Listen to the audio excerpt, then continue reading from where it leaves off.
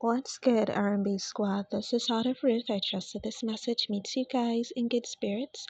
If you're new to this family, we don't believe that you're here by accident. Welcome. We're happy to have you, and Jesus is, of course, always happier.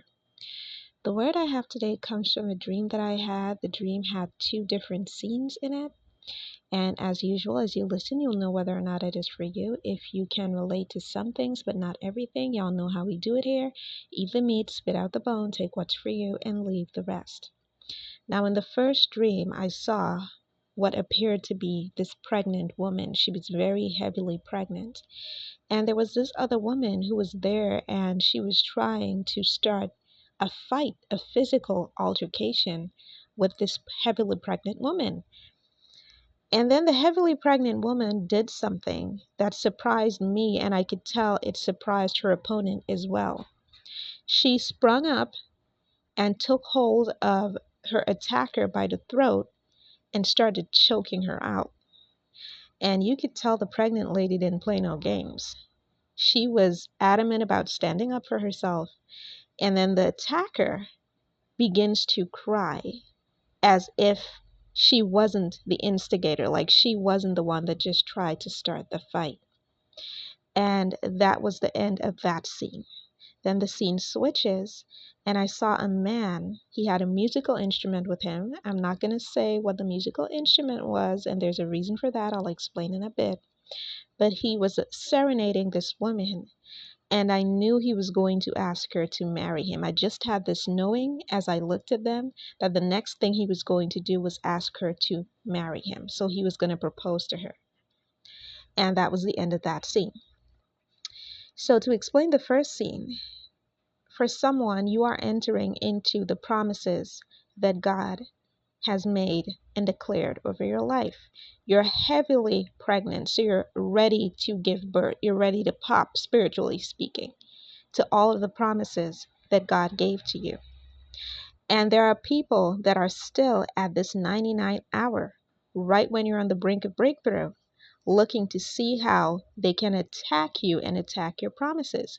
And the interesting thing about these people is that when they try to attack you and then God deals with them and judges them because they tried to attack you, they're going to turn around and play the victim and act like it's your fault that they are under judgment or they're receiving judgment. When in truth and in fact, if somebody didn't do anything to you and you're attacking them purely because you don't want them to have what God said is theirs anyway, then whatever happens to you after that, when God starts judging you, that's on you. You did that to yourself.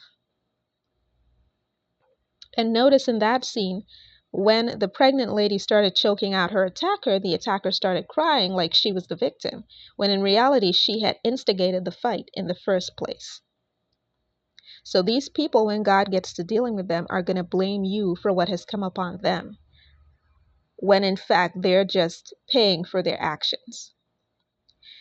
So in this season, if God made promises over your life, and for many of you who are listening to this, God has declared certain promises over your life, you're at the peak of those promises coming to pass. You're at the peak of your pregnancy. You're about to birth your promises.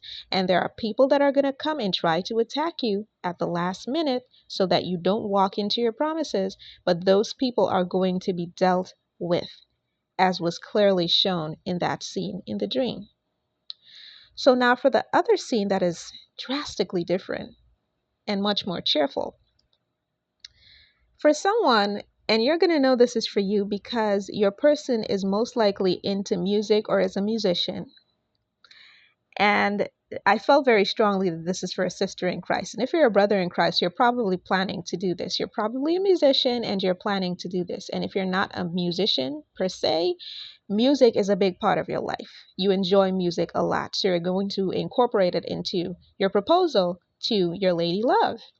And for the sister in Christ whom this is for, this is how he's going to propose. And this is going to come as confirmation to you. This is not something that you're hearing for the first time. God has already put it in your spirit that this is how this gentleman is going to propose to you, that he is going to serenade you.